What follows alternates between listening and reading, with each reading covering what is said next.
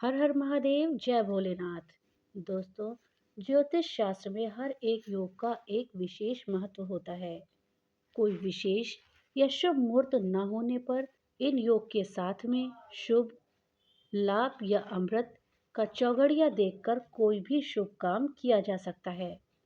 इन सभी योगों में सर्वार्थ सिद्धि योग को बहुत अधिक महत्वपूर्ण माना जाता है। तो चलिए जानते हैं कि सर्वार्थ सिद्धि योग क्या है और ये कब कब शुभ और अशुभ फल देता है। साथ ही साल 2024 में कब कब सर्वार्थ सिद्धि योग पड़ रहा है। दोस्तों, इस जानकारी के लिए वीडियो को लास्ट तक देखिएगा। वीडियो अच्छी लगे तो लाइक और ज़्यादा से ज़्यादा शेयर करिएगा। और हाँ, अगर चैनल पे नए आए हैं तो चैनल को सब्सक्राइब करना मत भूलिएगा और अपने विचार हमें कमेंट बॉक्स पे लिख करके ज़रूर बताइएगा। दोस्तों, वार और नक्षत्र के संयोग को सर्वार्थ सिद्धि योग कहते हैं। ये योग विशेष वारों को पढ़ने वाले विशेष नक्षत्रों के योग से बनता है। सोमवार के दिन यदि रोहिणी, मृगशिरा, पुष्य, अनुराधा और श्रवण नक्षत्र हो तो इसका ज्यादा प्रभाव पड़ता है। अगर ये योग गुरुवार और शुक्रवार के दिन बनता है तो इस दिन कोई भी तिथि हो, ये योग नष्ट नहीं होता है। वहीं कुछ विशेष तिथियों में ये योग बनने के बाद भी नष्ट हो जाता है। सोमवार के दिन रोहिणी, मृगशिरा, पुष्य, अनुराधा और श्रवण नक्षत्र होने पर सर्वार्थ सिद्धि योग बनता है, जबकि द्वितीया और एकादशी तिथि होने पर यह शुभ योग अशुभ मुहूर्त में बदल जाता है। माना जाता है कि इस योग में किए गए सारे कार्य सफल होते हैं। सर्वार्थ सिद्धि योग में नए कारोबार की शुरुआत करना, किसी प्रकार की शिक्षा को ग्रहण करना, नई नौकरी पर जाना, गृह कार्य प्रारंभ करना जैसे काम किए जा सकते हैं। सर्वार्थ सिद्धि योग में किए गए सभी काम पूरे होते हैं और ये शुभ फलदायी भी होते हैं। दोस्तों, ये सर्वार्थ सिद्धि योग शुभ होता है, लेकिन ऐसा क्या होता है, किस परिस्थिति ऐसी होती है कि ये योग अशुभ बन जाता है। तो आपको बता दें दोस्तों कि सर्वार्थ सिद्धि योग अगर द्वितीया या फिर एकादशी के दिन बन रहा हो तो इसको शुभ नहीं मानते हैं। ये योग अगर मंगलवार और शनिवार के दिन बन रहा हो तो इस योग में लोहा खरीदना बहुत ही अशुभ माना जाता है। सर्वार्थ सिद्धि योग में विवाह करना सही नहीं माना जाता है। इस योग में यात्रा करना और गृह प्रवेश करना भी बहुत अशुभ माना जाता है। सर्वार्थ सिद्धि योग अगर गुरु पुष्य योग से बन रहा हो और शनि रोहिणी नक्षत्र योग से निर्मित हो तो भी ये योग शुभ नहीं माना जाता है।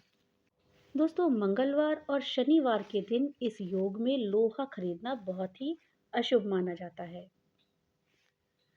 दोस्तों, अब आइए जानते हैं कि सर्वार्थ सिद्धि योग किन कार्यों के लिए शुभ होता है। दोस्तों, ज्योतिष के अनुसार इस योग में संपत्ति खरीदना, नया कारोबार शुरू करना, दुकान का उद्घाटन करना, नए बर्तन खरीदना बहुत लाभकारी होता है। इस योग में सगाई करना भी बहुत शुभ होता है। इस योग के बनने पर किसी भी शुभ कार्य के लिए पंचक आदि पर विचार नहीं किया जाता है। अगर ये योग बन रहा है तो अगर उसमें पंचक भी लगा है तो उसका विचार नहीं होता है। इस योग में नए घर में प्रवेश करना भी बहुत शुभ माना गया है। दोस्तों, सर्वार्थ सिद्धि योग में किसी भी नए काम को करना भी बहुत शुभ माना गया है। इस योग के प्रभाव से चुनाव, नौकरी, परीक्षा और खरीदी बिक्री से जुड़े कार्यों में हमेशा सफलता मिलती है। जमीन, गहने और कपड़ों की खरीदारी करने के लिए ये योग बहुत ही लाभकारी है।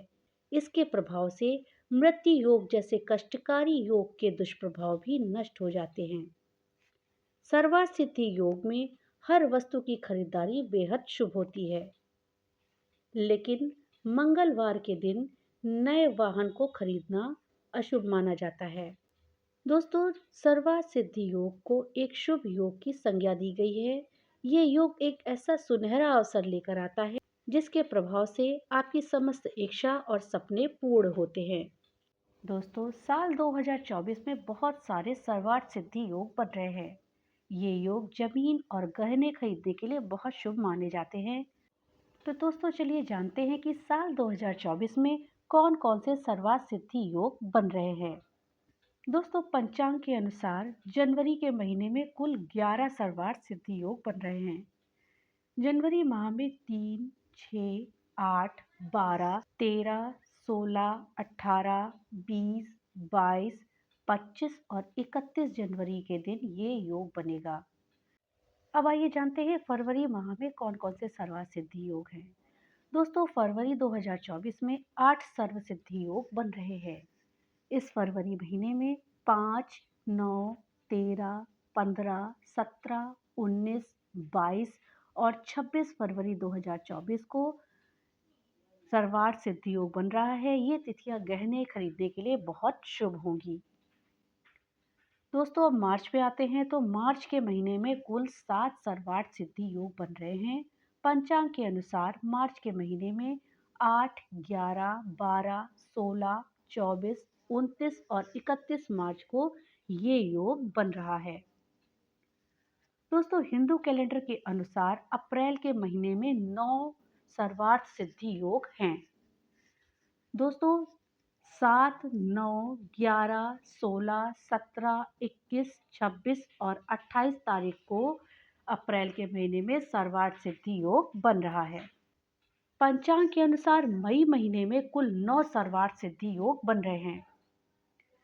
दोस्तों 5, 7, 8, 13, 14, 19, 23, 24 और 26 मई में ये योग बन रहा है। जून के महीने की बात करें तो जून के महीने में कुल 12 सर्वार्थ सिद्धि योग हैं। दोस्तों 3, 4, 5, 9, 10, 11, 16, 19, 20, 23, 24 और 30 जून को सर्वार्थ सिद्धि योग बन रहा है। वहीं हम जुलाई के महीने में आए तो जुलाई के महीने में हमें कुल 13 सर्वार्थ सिद्धि योग मिलेंगे। दोस्तों ये सिद्धि योग हैं 2, 3, 6, 7, 8, 9, 17, 21, 22, 26, 28, 30 और 31 जुलाई। इन तारीखों पर सर्वार्थ सिद्धि योग बन रहा है जुलाई के महीने में। वहीं अगस्त के महीने में आए तो अगस्त के महीने में हिंदू कैलेंडर के अनुसार 11 योग बन रहे हैं। दोस्तों 11 योग की तारीखें हैं 2, 4, 14, 18, 19, 22, 23, 26, 28, 29 और 30। सितंबर के महीने में दोस्तों हमें कुल 7 सर्वार्थ सिद्धि योग मिलेंगे। वो 7 सर्वार्थ सिद्धि योग हैं 7, 9, 14, 19, 20, 23 और 26 सितंबर की तारीखें गहने खरीदने के लिए बहुत शुभ हैं। इन तारीखों की तिथियों पर अगर आप गहने खरीदते हैं तो वो आपके लिए बहुत शुभ होने वाला है। अक्टूबर के महीने में हमें कुल 11 सर्वार्थ सिद्धि योग मिलेंगे। ये हैं 2, 5, 7, 12, 13, 15, 17, 18, 21, 24 और 30 अक्टूबर। नवंबर के महीने में हमें कुल 8 सर्वार्थ सिद्धि योग मिल रहे हैं।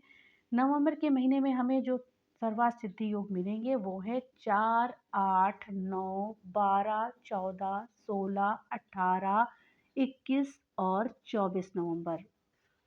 साल के अंत में यानी दिसंबर के महीने में हमें कुल 7 सर्वार्थ सिद्धि योग मिलेंगे। वो 7 सर्वार्थ सिद्धि योग है 6, 10, 12, 14, 22, 27 और 29 दिसंबर। इन तारीखों की तिथियां सर्वार्थ सिद्धि योग की होंगी जो हमारे लिए पूरी तरह से शुभ होने वाली हैं। तो दोस्तों ये थी जानकारी सर्वार्थ सिद्धि योग यानी सर्व सिद्धि योग के विषय में। भगवान भोलेनाथ की कृपा आप सब पर बनी रहे। तो मिलते हैं अगली नई वीडियो के साथ, तब तक के लिए राधे राधे।